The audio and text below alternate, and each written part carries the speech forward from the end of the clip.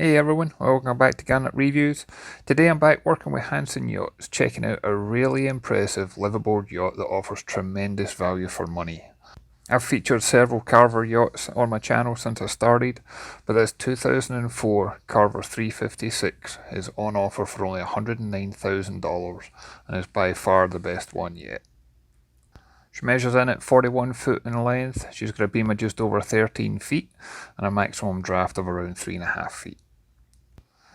She spent from 2004 until 2022 in the Seneca Lake in New York. This is a freshwater lake, and she's been meticulously maintained since new. I also love the fact that this one's low maintenance. You won't see teak decks. Everything's focused on enjoying the boat, rather than spending all your time, money and effort and carrying out maintenance and repairs. Boarding's easily done on the extended bathing platform, and here you see we've got an outdoor grill. We've also got a little hoist system, and that way you can bring on board your tender and outboard. You can also use that rail across the transom to keep your lines and also your fenders whenever the boat's underway. And then it's just a few short steps up and that takes you to the aft cockpit, and you'll notice that this one's got wraparound screens, and these screens have all been replaced. And I like the fact that they've got the ability where you can roll them up in sections. You can also remove them in sections, or if you wanted to, you can remove the entire canopy. Once on board, there's great headroom underneath this solid hardtop. I was surprised to see just how much room there was, and I'm 6'2" and I've got no issues. In the aft cockpit, the owners have actually installed seats from a pontoon boat, and one of the advantages of this is there's actually storage underneath the seats out here too. On the port side, we have got the washer and dryer combination. You then see we've got an outdoor wet bar, and again it's just a few short steps up, and this time it takes you to the helm. And I love how this one's pretty much centrally located, so it's so easy when it comes to doing your close quarter manoeuvring. You also see the full effect of that brand new canopy cover that's been installed. And I was impressed with the framework of this one. Sometimes when you're on these boats it feels like the canopy wouldn't hold up for when the boat's going out at speed, but this one has got a really impressive framework structure to it. In front of the helm is more seating. There's also storage areas down here as well. So you're going to get at least 6-7 people up here to cruise in comfort with you. And then at the helm you've got very clear engine instrumentation. This one's got the 4 levers for the throttles. And then because this one spent most of its life in a freshwater lake, it doesn't have the full bank of electronics that some of the other yachts have, but it has been priced accordingly. And one thing I do like is the fact that there's as much space at the helm that you can easily install a multifunction display up here if you wanted to. We do, however, have your Raymarine depth gauge. You've also got Raymarine chart plotter, and then you've also got the VHF radio as well.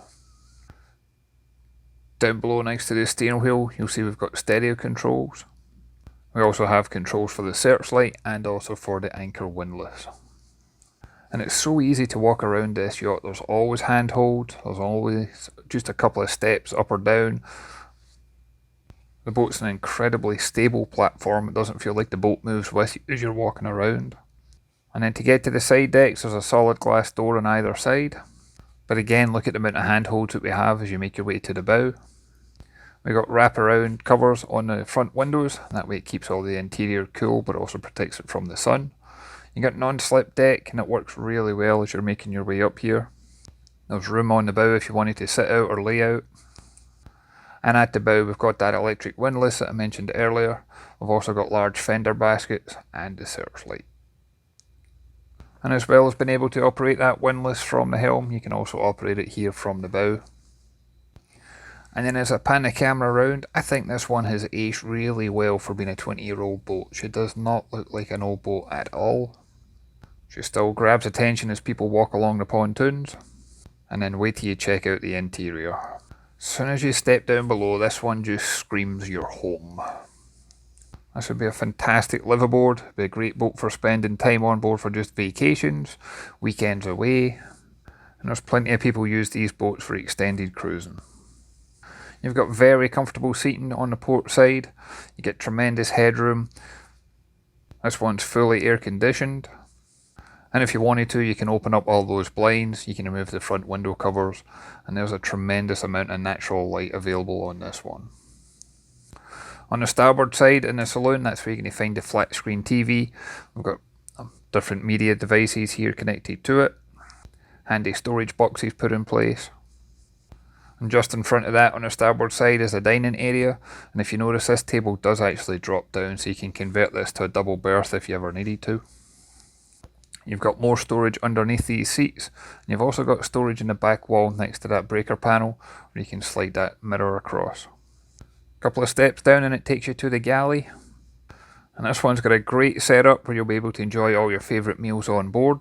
You get pretty much a full height fridge and freezer. You got the fridge up top with the freezer down below, and there's an ice box in that freezer. And I like the fact that the doors actually lock on this one, so if the boat is underway, you don't need to worry about the doors popping open.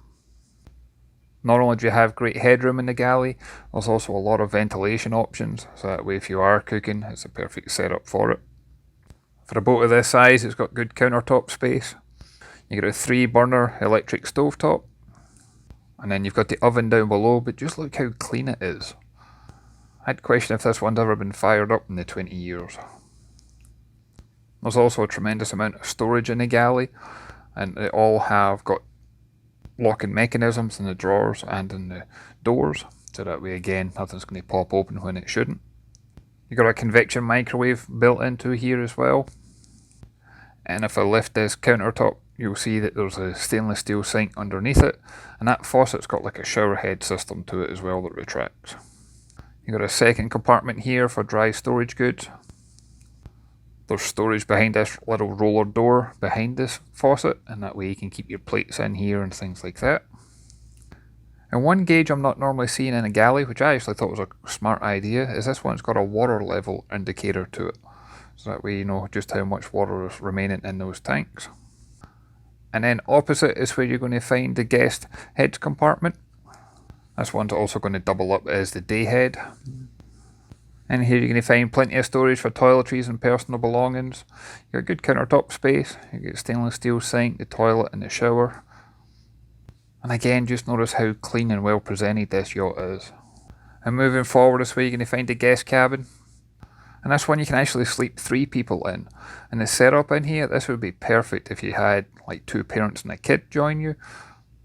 But even this far forward in the yacht, there's still great headroom. There's a lot of artificial light as well as natural light. You can access the anchor chain behind that mirror on the bulkhead. You got an opening hatch overhead for both light and ventilation. And I hope you never need to use it, but it also works well as an emergency exit.